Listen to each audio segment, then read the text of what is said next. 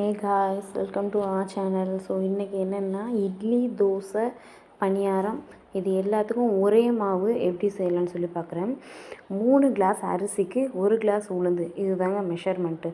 இந்த 3 கிளாஸ் இட்லி அரிசி எடுத்துக்கிட்டாலும் சரி, இல்லை 2 கிளாஸ் இட்லி அரிசி ப்ளஸ் 1 கிளாஸ் ரேஷன் அரிசி எடுத்துக்கிட்டாலும் சரி எடுத்துக்கோங்க.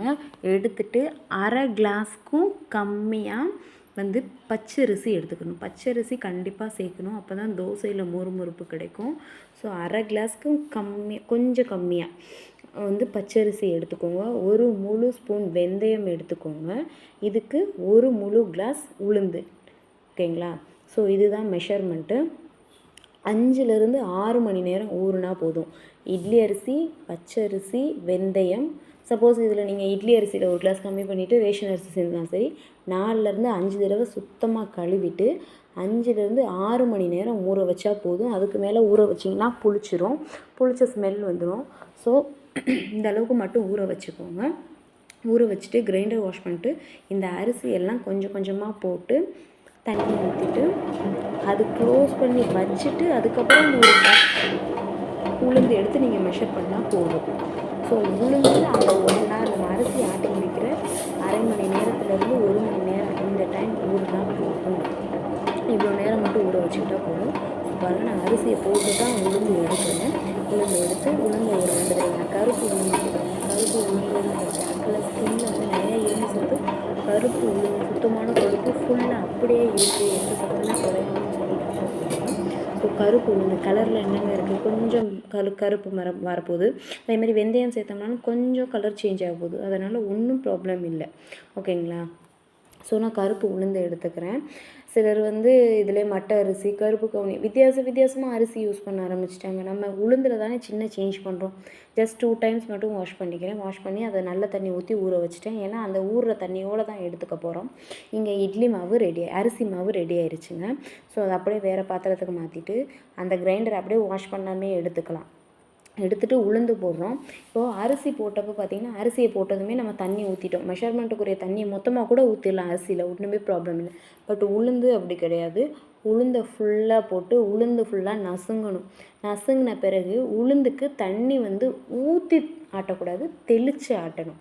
அரிசிக்கு நம்ம மொத்த தண்ணியும் மொத்தமாக கூட ஊற்றிட்டு மூடி வச்சுட்டு போயிடலாம். அப்பப்போ சுற்றி இருக்கிறது மட்டும் எடுத்து விட்டால் போதும். பட் உளுந்து அப்படி கிடையாது.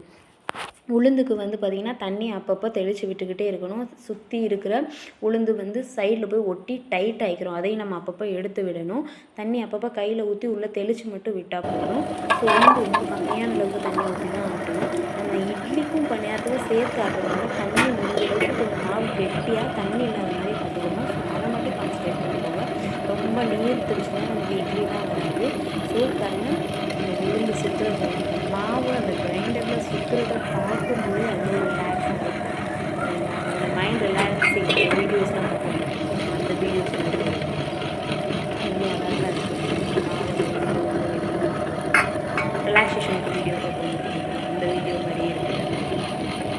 ஓகே, பாருங்கள், உளுந்து ஆட்டிருச்சு. ஸோ உளுந்து ஆட்டிருச்சு அப்படின்றத நம்ம எப்படி கண்டுபிடிக்கணும்னா, நான் செஞ்சு பார்த்துக்கிட்டோம்னா உளுந்தை ஊற விட்டுட்டு ஆஃப் பண்ணிவிட்டு தண்ணியில் கையை நல்லா நினச்சிட்டு தொட்டு பார்க்கணும். கையில் உளுந்து ஒட்டாது.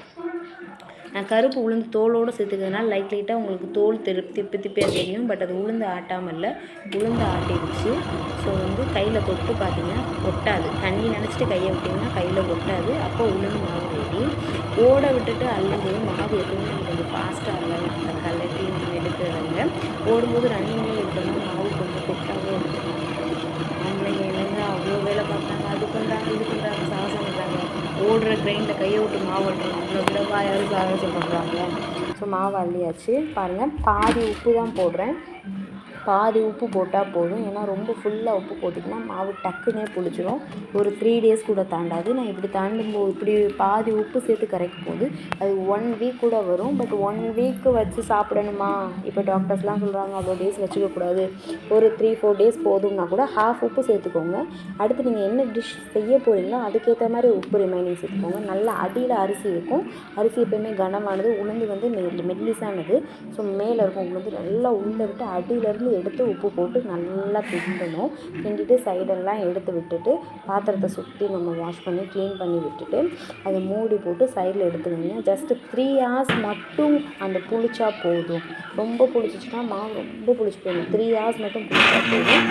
லைட்டாக பொங்கி அந்த புஷ்ஷில் வைங்க. லைட்டாக பொங்குனா போதும். உள்ளே எடுத்து வைங்க. ஆட்டோமேட்டிக்காக ஃப்ரிட்ஜுக்குள்ளே இருந்தாலும் அது பொங்க தான் போதும், புளிக்க தான் போதும்.